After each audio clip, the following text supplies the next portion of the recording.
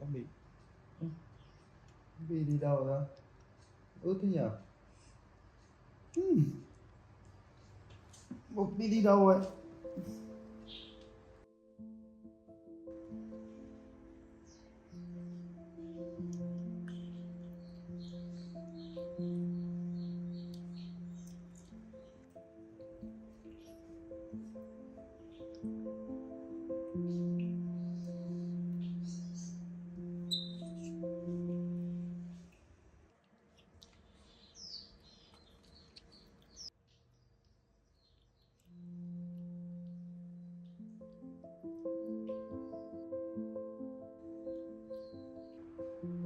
Bobby đi đâu rồi? Nó ướt thế nhở? Đá ra người đây sao? Bobby ơi! Bobby!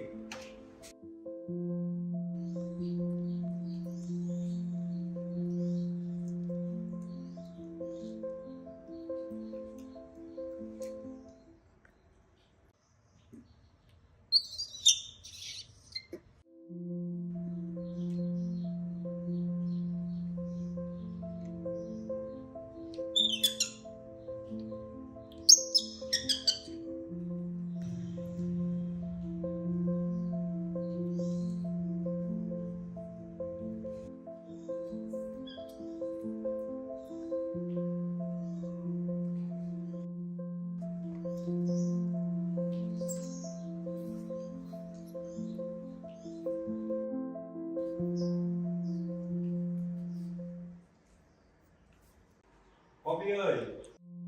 Đâu rồi? Bobby!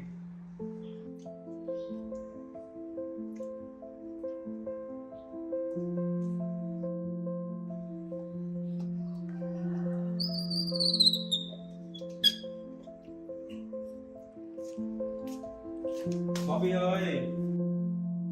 Bobby!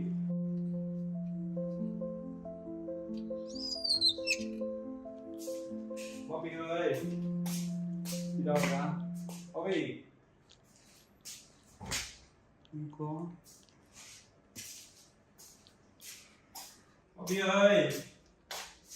Bobby! Sao lại chui vào đây? Hả? Sao Bobby lại chui vào đây? Đến đây coi xem nào. Đây. Đây này. Xem này nào. Sao lại chui vào đây? À. Giỏi nha.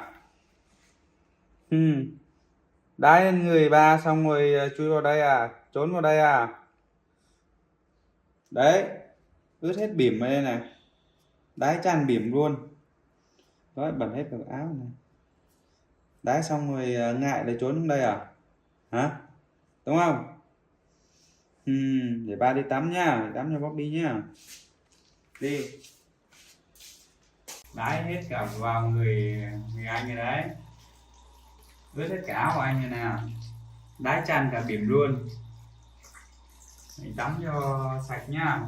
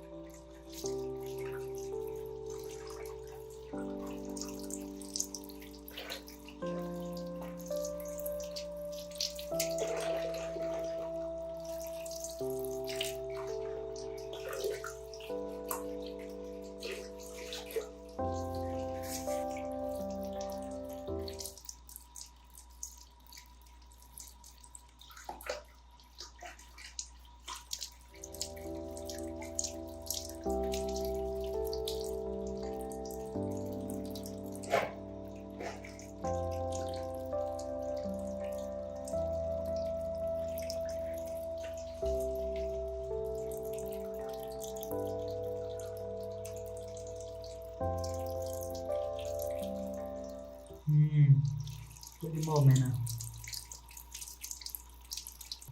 Thêm này, giữa mồm này. Thấy sao? Ấm không?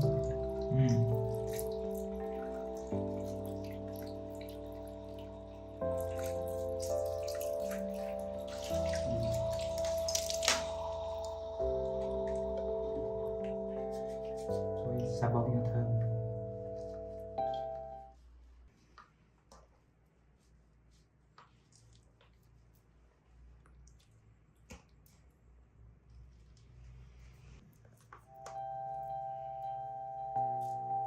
xà bông cho thơm nhé, thơm tho sạch sẽ.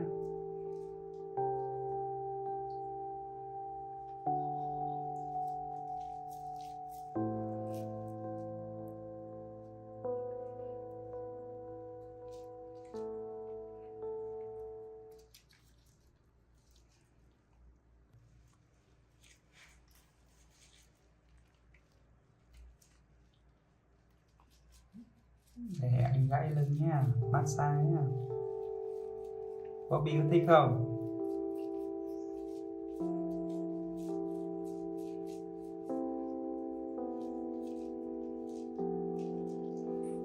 Thích không? Massage.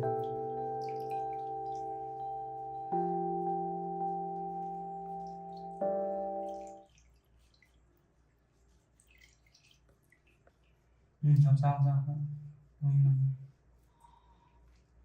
thế này.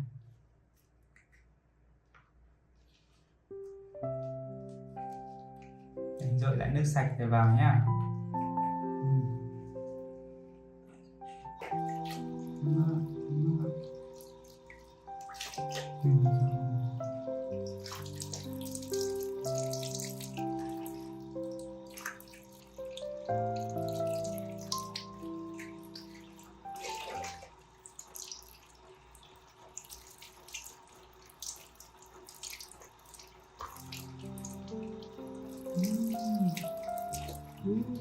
Được chưa?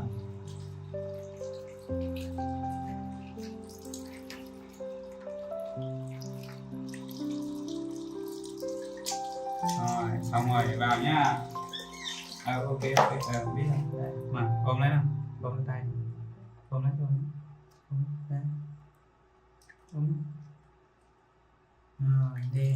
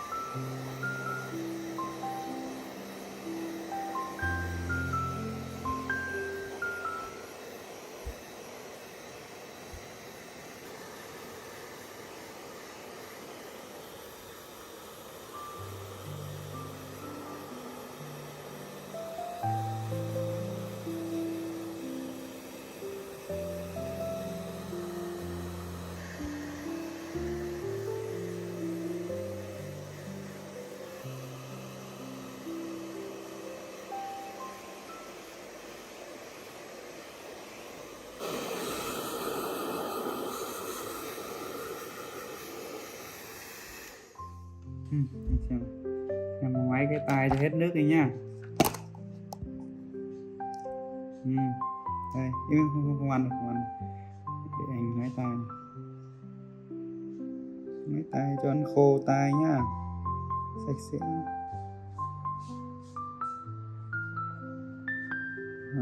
Bên đây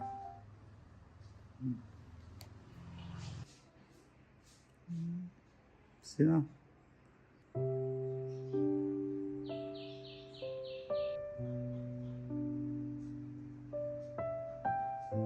Khô tai đấy, để đi uống sữa với ăn.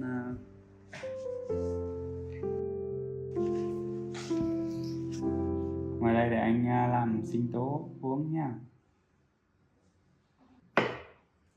Cho cái này. Ngồi đây ăn đi, ăn chậm thôi.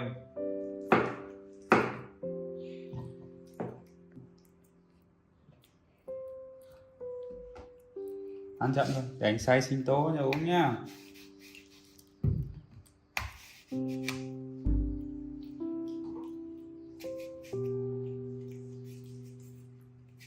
Cái này không ăn được, cái này không ăn được. Đợi xíu. Để anh gọt vỏ táo đã.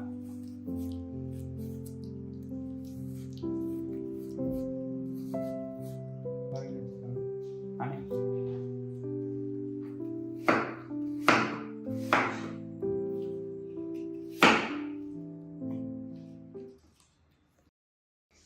làm xong nước ép rồi còn uống nữa.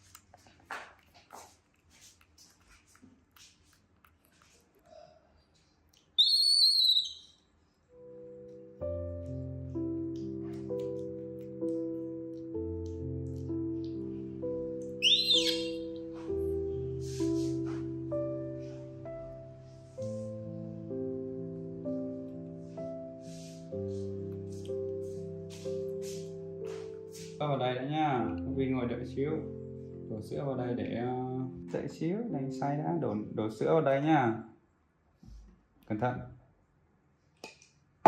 Đợi xíu.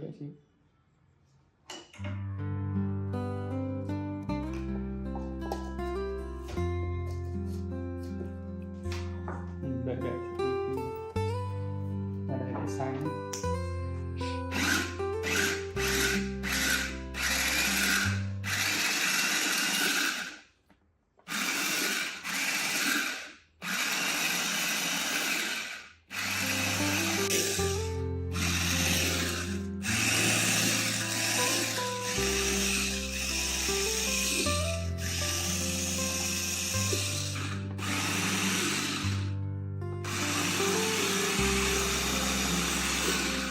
Ok,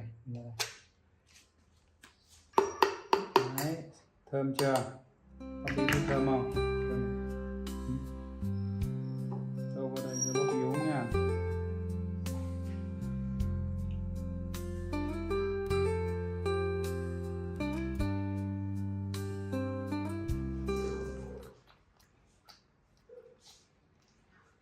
Ngon không? Uống chậm thôi. Ngon nhỉ?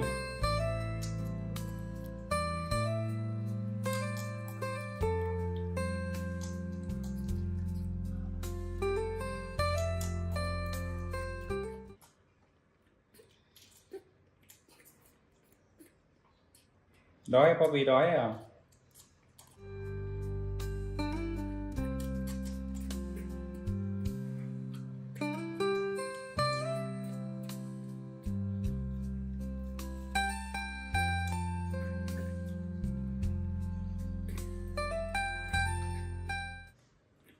Ngon không?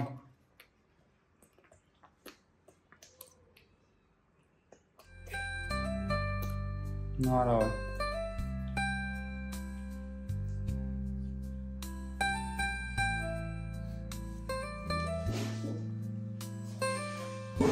Ngon, sạch rồi.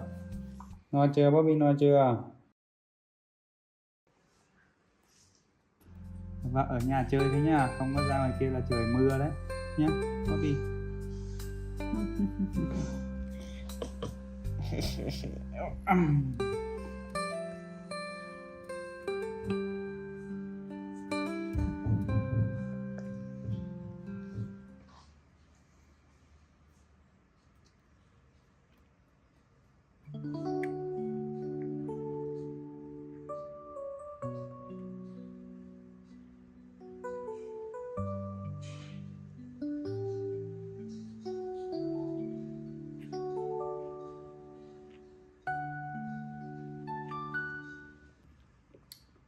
Đái hết cả ra người anh đấy nha Bobby.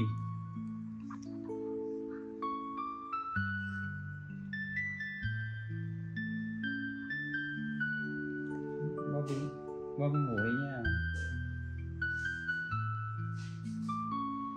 Đái hết cả ra người anh đấy.